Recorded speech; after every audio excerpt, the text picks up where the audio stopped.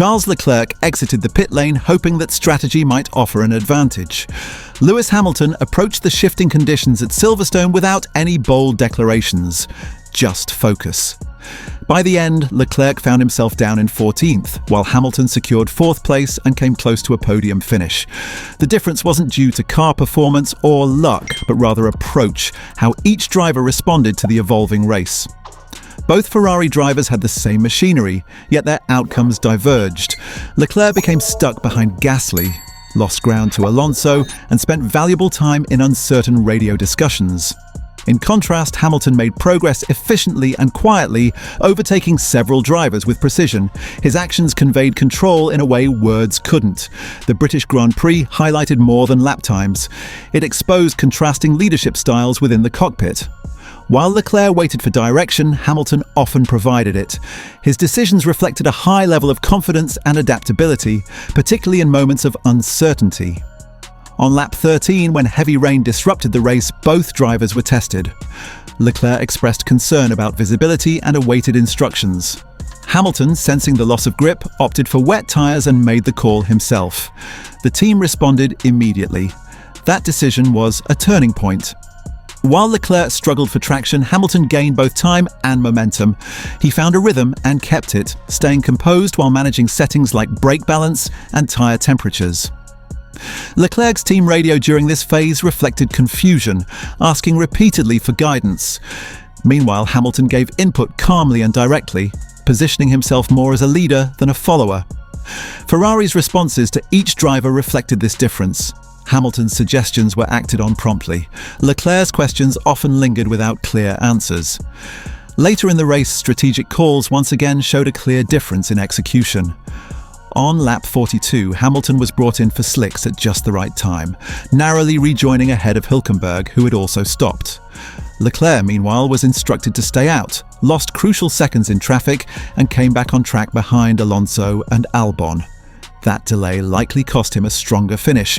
Hamilton's stop was indeed a calculated risk, but it was one aligned with his instincts and in tune with the race conditions.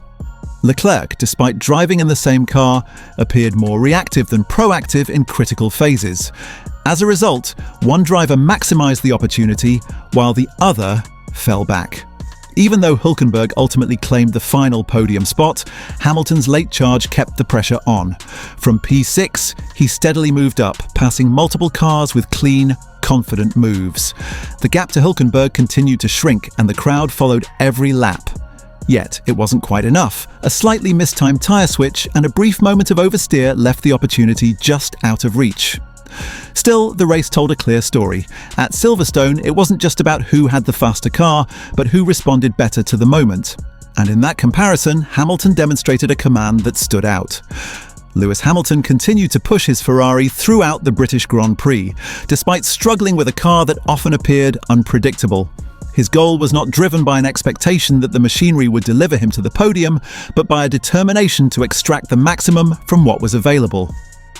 Nico Hülkenberg secured the final podium position, and while celebrations followed, Hamilton's performance still stood out. Not for the result, but for the standard he maintained under pressure. Leclerc, meanwhile, finished 14th, behind Albon, Alonso, and even a damaged Russell. His race wasn't defined by a major error or technical issue, but by gradual setbacks and missed opportunities. From the early laps, he found himself caught in traffic, unable to progress decisively. His radio messages reflected a driver searching for answers, and his attempted move on teammate Carlos Sainz across wet curbs highlighted a growing sense of frustration. While both Ferrari drivers dealt with a challenging car, the contrast in outcome was stark. Hamilton managed to bring the same car close to a podium finish. Leclerc's struggles were compounded by indecision and hesitation, both on and off the track.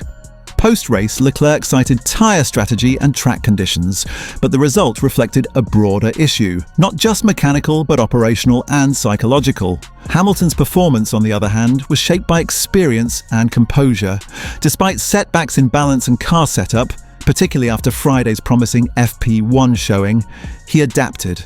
The team made changes throughout the weekend that appeared to unsettle the car, including adjustments to ride height and differential settings. Yet Hamilton stayed within reach of the leaders, managing the car's limitations with calculated effort.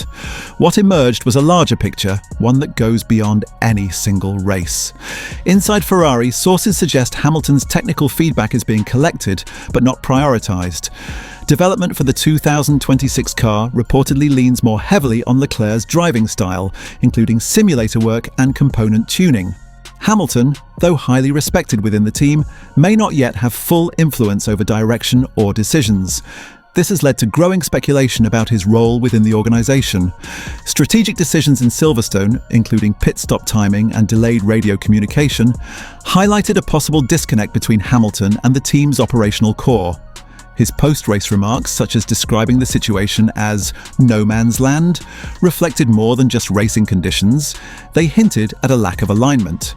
If true, it suggests Ferrari's current approach risks underutilizing one of the most experienced and capable drivers on the grid. Hamilton wasn't signed simply for results, but also for leadership, technical insight, and long-term potential. Whether the team begins to fully incorporate that input could determine not only the outcome of future races, but also whether this partnership achieves what it set out to do.